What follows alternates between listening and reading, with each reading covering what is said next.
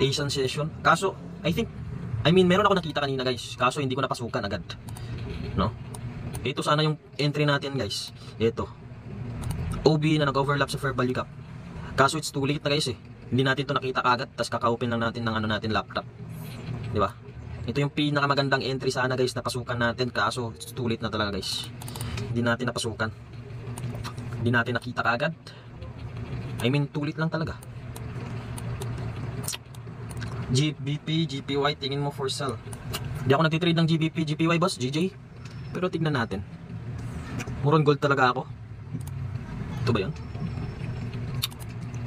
GJ, yan, GJ. Bullish pa rin ang market ng GJ guys. Tingin mo for sell. Kapag ganito, higher time frame tayo titingin.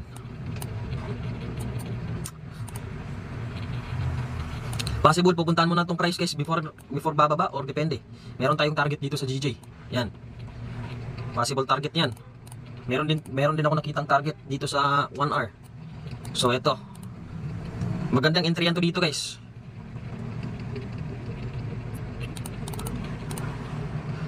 Sabayan mo yung pag-bullish niya.